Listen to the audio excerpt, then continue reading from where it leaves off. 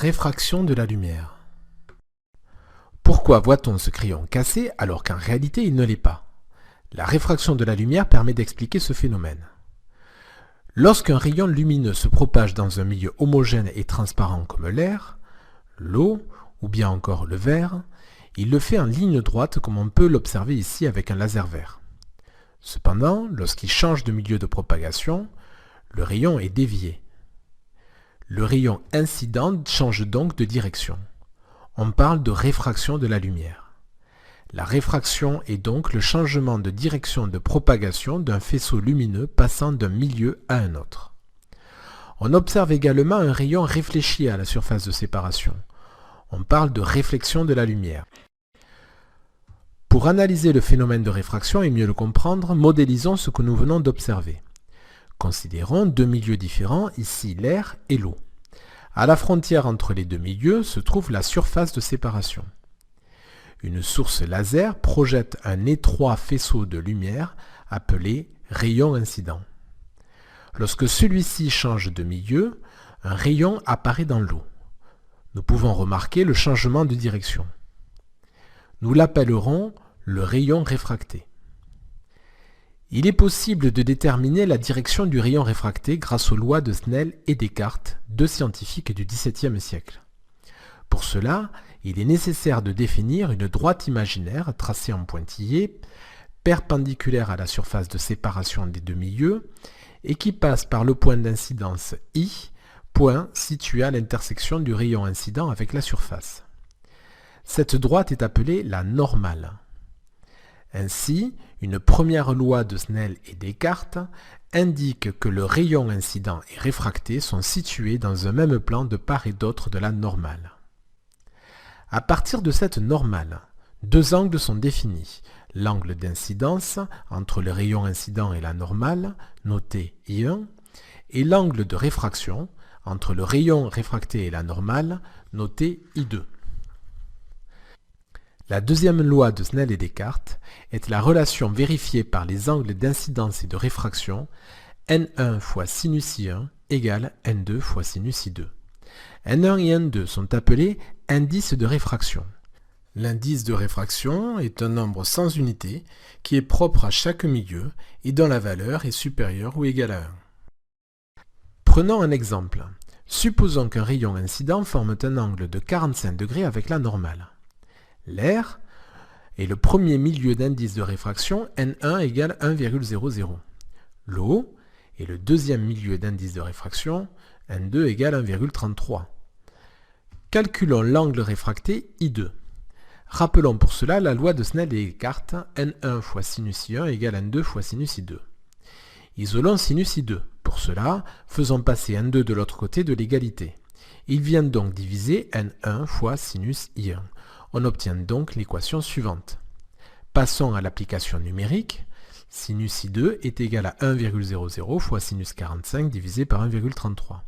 Il ne reste plus qu'à calculer, mais pour cela, il faut avant tout s'assurer que la calculatrice est bien réglée en degrés. On obtient sinus I2 égale 0,53. Pour calculer un angle à partir de son sinus, il faut utiliser la fonction arcsinus. Celle-ci a pour symbole ASN ou sinus moins 1 sur la calculatrice. On calcule donc arcsinus de 0,53. On trouve un angle de réfraction I2 égal à 32 degrés.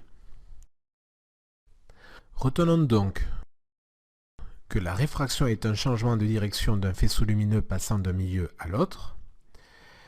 Le rayon incident et le rayon réfracté sont situés de part et d'autre de la normale. Il faut donc savoir également définir la normale à la surface de séparation, mais également les angles d'incidence I1, de réfraction I2, ainsi que l'indice de réfraction, nombre sans unité, qui caractérise le milieu et qui est toujours supérieur ou égal à 1. Enfin, lors de la réfraction, N1 fois sinus I1 est égal à N2 fois sinus I2. Réalisons un petit test de 3 questions. Mettez sur pause lorsque le symbole suivant s'affiche pour prendre le temps de répondre. Question 1. Choisir la bonne réponse. Le sinus de l'angle de réfraction s'écrit A. Sinus I2 égale N1 sur N2 fois sinus I1. B. Sinus I1 égale N1 sur N2 fois sinus I2. C. sinus I2 égale N2 sur N1 fois sinus I1. L'angle de réfraction est I2, donc la réponse B n'est pas correcte. La loi de Snell-Descartes s'écrit N2 fois sinus I2 égale N1 fois sinus I1. En divisant cette expression par N2 et en simplifiant, on retrouve l'expression donnée en A.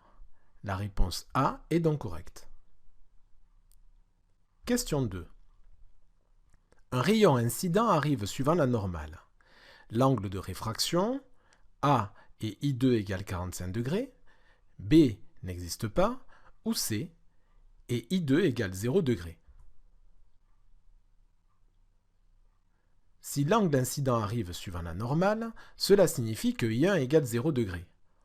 Or, on vient de voir que la loi de Snell-Descartes pouvait s'écrire sinus I2 égale N1 sur N2 fois sinus I1, soit sinus I2 égale N1 sur N2 fois sinus 0.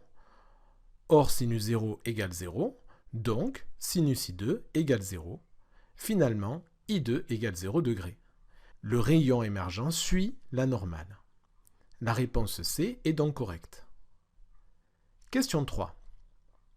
L'angle de réfraction I2 est supérieur à l'angle d'incidence I1 si A, N2 est supérieur à N1, B, N1 est supérieur à N2, ou encore C, N2 égale N1. Si N2 égale N1, cela signifie qu'il n'y a pas de réfraction. Donc, I2 ne peut pas être supérieur à I1. La réponse C ne peut pas être correcte. La fonction sinus étant croissante entre 0 et 90 degrés, si I2 est supérieur à I1, alors sinus I2 est supérieur à sinus I1. Pour que l'égalité de la loi de Snell-Descartes reste valable, il faut donc que N2 soit inférieur à N1. La réponse B est donc correcte.